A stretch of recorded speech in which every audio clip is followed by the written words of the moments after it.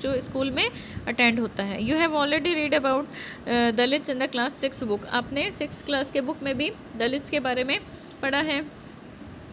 Dalits क्या होते हैं?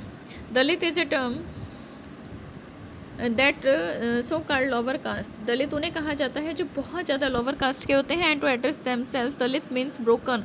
दलित का मीन्स होता है ब्रोकन, टूटे हुए। And by using word lower caste are pointing to how they are, और ये लोअर कास्ट के लिए पॉइंट किया जाता है कि वो कैसे हैं। And continue to be seriously discriminated against, और उनके साथ कैसा लोगों के द्वारा व्यवहार किया जाता है। अब इसमें एक स्टोरी बताई गई है जिसमें एक Om Prakash Valmiki is a famous Dalit writer.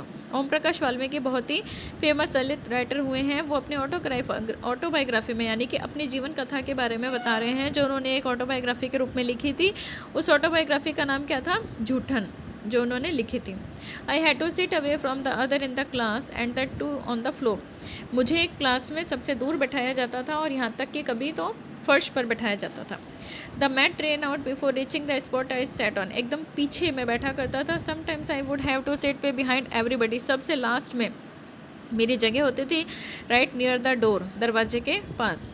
Sometimes they would beat me without any reason, और कई बार तो मुझे बिना किसी रीज़न के पीट दिया जाता था सबके द्वारा। When he was in class 6, जब मैं क्लास 4th में था, the head master asked Om Prakash to sweep the school. तो मेरे हेड मास्टर ने मुझे कहा कि ओम प्रकाश पूरे स्कूल को झाड़ू लगाओ, एंड द प्लेग्राउंड, और पूरे प्लेग्राउंड को। अब वे लिखते हैं आगे, the playground was very larger than any small physique could handle in the cleaning it. कि मतलब वो जो प्लेग्राउंड था वो इतना ज़्यादा बड़ा था कि छोटे से बच्चे के लिए, या स्मॉल फिजिक का मतलब है कि छोटे से बच्चे के लिए ये बहुत ही मुश्किल काम था उसे पूरे साफ करना। It may back begin to ache, और मेरी कमर में दर्द भी होने लगा था। My face was covered with dust, मेरा पूरा चेहरा मिट्टी से भर गया था। Dust has gone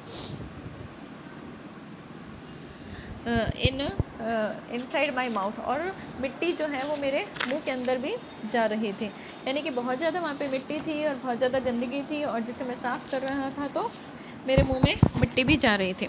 the other children in my class were studying and I was sweeping, और मेरे साथ के जो दूसरे बच्चे थे वो पढ़ रहे थे और मैं झाड़ू लगा रहा था।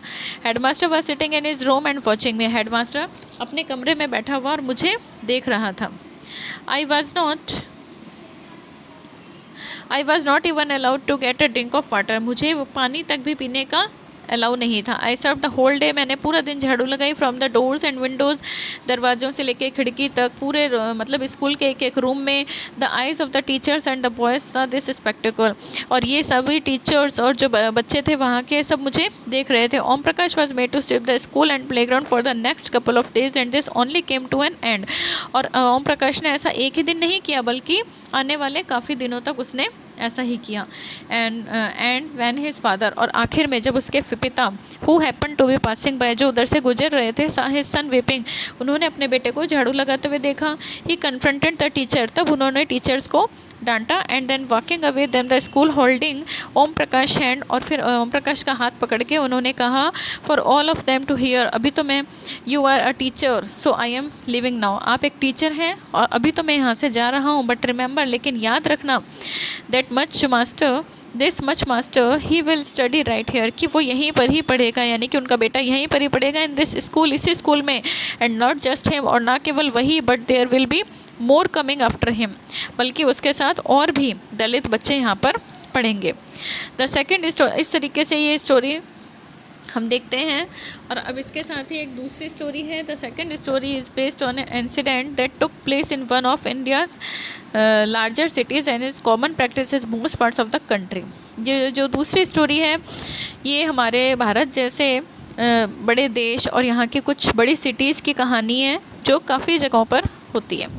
It is a story about Mr and Mrs Ansari. ये जो कहानी है, ये मिस्टर एंड मिसेज अंसारी के बारे में, who were looking to rent an apartment in the city, जो शहर में एक किराए पे जगह मकान लेने के लिए आए हैं। They had the money and so paying the rent was no problem. उनके पास पैसा है, इसलिए उन्हें रेंट देने में कोई दिक्कत नहीं है, अच्छा रेंट देने में। They went to a property dealer for help to find a place.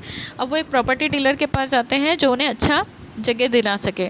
The dealer informed them that he knew about quite a few apartments that were available for rent.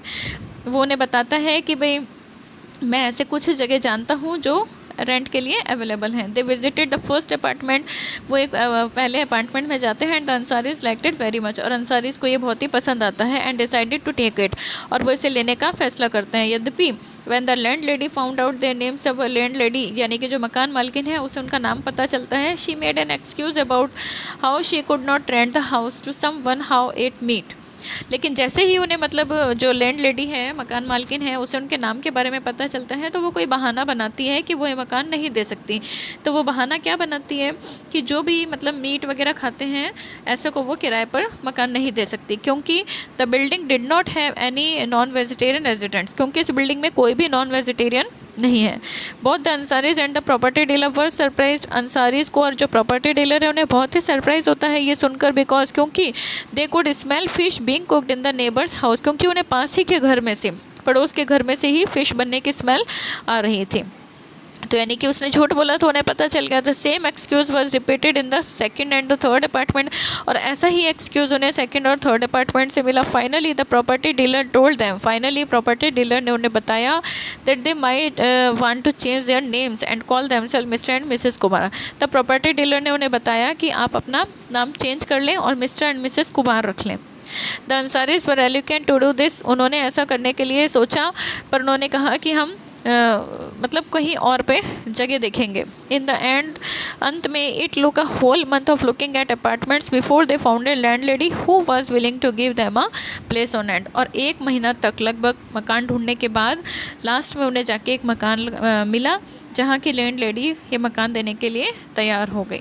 इस तरीके से हमने देखा कि भारत में अभी भी कास्ट वगैरह का कितना सिस्टम है, और इक्वालिटी जैसा दिखाया जाता है वैसी इक्वालिटी प्रॉपरली हमारे देश में अभी तक नहीं है। Thank you.